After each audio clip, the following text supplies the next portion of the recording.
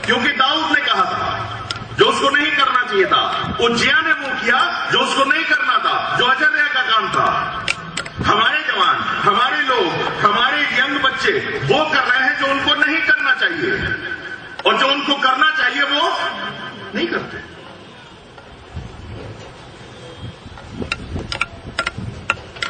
मेरे प्रियो, इस समय में शैतान ने एक बंधन हमारे जवानों के दिमाग पर बांधा हुआ है और वो उस बंधन से बाहर नहीं निकल पा रहे हैं। उनको निकलने की जरूरत है, और अगर वो नहीं निकले तो मेरे प्रियो हमारी क्रिश्चियनिटी में, हमारी मसीहत में खत्म होने में मसीहत को बहुत अधिक देर नहीं लगेगी।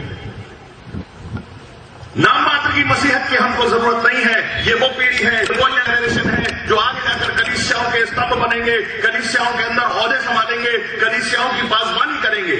यदि आज इनके जीवन ठीक नहीं है, आज ये अपने आप को नहीं सुधारते, आज पाप को पाप नहीं कहते, तो ये आगे जाकर किस चीज के लिए काम करेंगे? परमेश्वर नहीं जानता किसी भी ऐसे अपराध को जिससे उसे घृणा ना हो। उसको हर छोटे और बड़े पाप से घृणा है। मैंने सिर्फ उज्जा और उज्जिया का उदाहरण आपको बताया है। आप बाइबल के अंदर ढेरों उदाहरण देख सकते हैं। हनन्याह और सफीरा की गलती क्या थी? उन्होंने संपत्ति का कुछ भाग तो दे ही दिया था, पर हुआ क्या? उनके मन में यह था कि जो बरनबास ने किया है वो हम करें।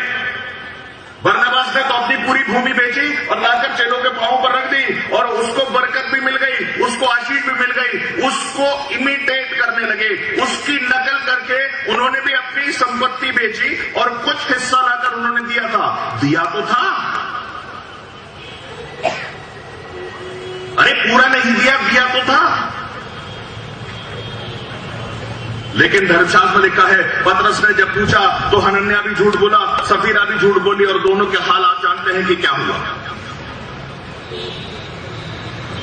मैं 2 दिन से इस बात को बोल रहा हूं, हमें अपने चर्चेस को मजबूत करने के लिए, चाहे वो फाइनेंशियली हो, चाहे वो स्पिरिचुअली हो, चाहे वो कांग्रीगेशन के नंबर्स के हिसाब से हो, हमको काम करना चाहिए, लेकिन हम नहीं करते। हमारे पास बहुत से बहाने हैं, हमारे पास बहुत सी चीजें हैं जिनको लेकर हम इश्यूज बना लेते हैं, मुद्दे बना लेते हैं।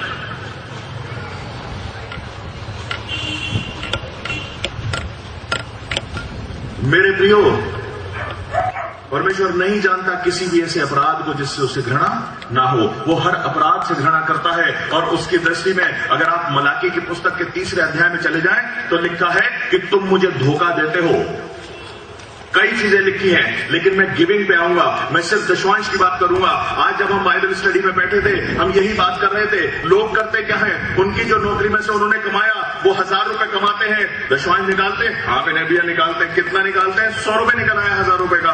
फिर क्या करते हैं? उसी 100 रुपए में से हम टेम्पो का किराया दे देते हैं, उसी 100 रुपए में से हम चंदा भी दे देते हैं। वो तो परमेश्वर के लिए हमने निकाल दिया और हम उसी को खर्चा करते हैं, और वो सिर्फ मीटिंग के लिए खर्चा होता है, सिर्फ चर्च जाने के लिए खर्चा होता है। केवल हम उसी में से क्रूसेड्स के लिए, कन्वेंशंस के लिए उसी में से दान करते हैं। चोरी कर रहे हो, वचन के अनुसार करो। जरा कल्पना करके देखो कि अगर वो अंग्रेज मिशनरी हमारे भारत में नहीं आए होते और इतनी बड़ी संपत्ति के उन्होंने हमको मालिकाना हक न दिए होते, तो आज हमारे पास घर तक नहीं होते।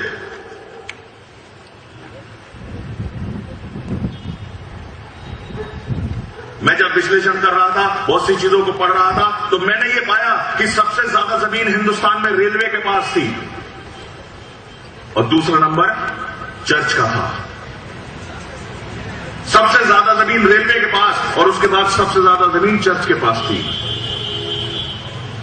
मेरे प्रियो, मैं आपको सिर्फ इसलिए बता रहा हूं कि आपके दशमांश का परमेश्वर भिखारी नहीं है। उसको आवश्यकता नहीं है कि आप उसे पैसा दें कि उसको अपना घर का खर्चा चलाना है। लेकिन ये कि यदि आप अपने चर्च को दशमांश नहीं देते तो आप अपनी आशीषें रोकते हैं, आप अपनी आशीषें रोकते हैं। अरे मेरे भाई क्या दें, वहां तो ऐसा होता है, वहां तो वैसा। अरे होने दो ना, वो हिस्सा निकाल के आपने दे दिया, वो क्या कर रहे हैं उससे आपको मतलब नहीं है। उसके लिए परमेश्वर ने आपसे प्रतिज्ञा की है कि ऐसा करके मुझे परख के देखो कि मैं आकाश के झरोखे खोलकर तुम पर अपने अपरंपार आशीष की वर्षा करता हूं या नहीं। आप इधर नहीं रह रहे, इसलिए आप इधर स्ट्रगल कर रहे हैं। इधर संघर्ष आपका इसलिए जारी है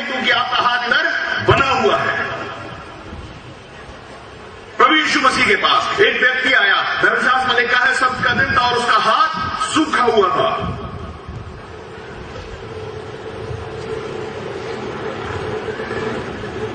वो अपने सूखे हाथ को लेकर घूमता रहता था। प्रभु यीशु मसीह ने कहा अपना हाथ बढ़ा। उसके हाथ में कुछ नहीं था, खाली हाथ। सूखे का मतलब खाली भी तो होता है। वो खाली हाथ चलता रहा प्रभु यीशु मसीह के पीछे, मंदिरों में खाली हाथ लेकर चलता रहा, सूखे हाथ, छूचे हाथ चलता रहा। उसका हाथ बंधा हुआ था। प्रभु यीशु मसीह ने कहा अपना हाथ बढ़ा, और जैसे ही उसने अपना हाथ बढ़ाया उसका हाथ ठीक हो गया। हम अपनी आशीषों को खुद रोकते हैं और उसके बाद कहते हैं परमेश्वर हमारी प्रार्थनाओं को नहीं सुनता। मेरे प्रियो, बोने और काटने का एक सिद्धांत इस पृथ्वी पर है। जब कोई फसल बोई जाती है उसी के बाद कोई फसल काटी जाती है। कोई बीज बोया जाता है तब कोई फसल कटती है। मैंने कल भी बोला था कि जो हम बोते हैं उससे ज्यादा हम काटते हैं। फसल हमेशा बीज से ज्यादा होती है। जब आपके दशवांश का बीज आपके चर्च के अंदर पहुंच जाएगा, उससे आपको कोई मतलब नहीं है। हार्वेस्ट आपको दूसरी जगह से मिलेगी। हम परमेश्वर के लिए इस काम को करना नहीं चाहते। हम कहते हैं जो प्रीचर आता वो मांगने की बात करता है, जो प्रीचर आता वो पैसे की बात करता है, जो खड़ा होता है वो पैसा चाहिए उसको। नहीं मेरे प्रिय, मैं आपसे ये नहीं कह रहा हूं कि आप दशवांश विनय अरविंद को दीजिए। मैं ये नहीं कह रहा हूं कि आप मेरी मिनिस्ट्री को दीजिए। मैं ये नहीं कह रहा हूं कि आप किसी और मिनिस्ट्री को दीजिए। मैं आपसे ये भी नहीं कह रहा हूं कि किसी टीवी इवेंजलिस्ट को भेजिए। मैं आपसे ये कह रहा हूं कि अपना दशवांश चर्च को दीजिए। चाहे आप सीएनआई के हो, चाहे आप मेथोडिस्ट के हो। आप अपनी फाइनेंशियल आशीषों को, आर्थिक आशीषों को खुद रोके हुए, कोई और में नहीं रोक रहा। और यह परमेश्वर की दृष्टि में पाप है। और भी बहुत सी चीजें हैं जिनके ऊपर अगर विचार करें तो पूरी रात निकलेगी। परमेश्वर नहीं जानता किसी भी ऐसे अपराध को जिससे उसे घृणा ना हो। मुझे नहीं मालूम यहां की क्या सच्चाई है, पर मैं अपने शहर के बारे में जानता हूं कि 1.5 लाख क्रिश्चियन हैं जबलपुर शहर के अंदर। 1.5 लाख क्रिश्चियन हैं और आधे से ज्यादा कर्ज में डूबे हुए हैं। क्यों? क्योंकि परमेश्वर का चुरा के खाते हैं। क्यों? क्योंकि परमेश्वर को नहीं देते। क्यों? क्योंकि उनका हाथ सूखा हुआ है। बाहर से बड़ा तामझाम दिखता है लेकिन अंदर खाली और खोखले हैं। बाहर से बहुत कुछ दिखता है पर अंदर उनके पास कुछ नहीं है। क्योंकि एक समय शान परमेश्वर ने बना दी, अब उसको मेंटेन करना उनको भारी पड़ता है, इसलिए कर्ज ले लेकर उस चीज को मेंटेन करते हैं। मेरे प्रियो, अगर आपको किसी आर्थिक संकट से उबरना है, अगर आपको किसी आर्थिक समस्या से अलग होना है, तो सिद्धांत बोने और काटने का अपना लीजिए। बाइबल कहती है परमेश्वर अपने वचन के अंदर कभी भी झूठ नहीं बोलता।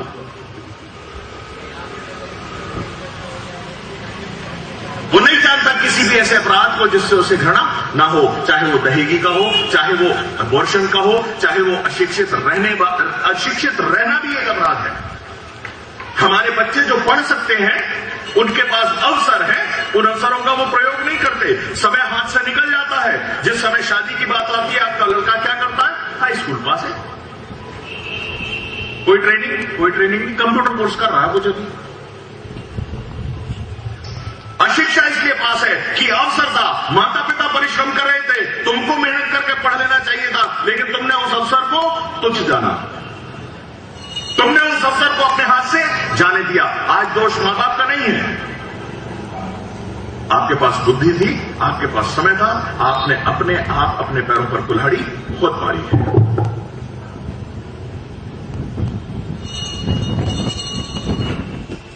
परमेश्वर नहीं जानता किसी भी ऐसे अपराध को जिससे उसे घृणा ना हो। दूसरी बात, परमेश्वर नहीं जानता किसी भी ऐसे व्यक्ति को जिससे उसे प्यार ना हो। परमेश्वर नहीं जानता किसी भी ऐसे व्यक्ति को जिससे उसे प्यार ना हो।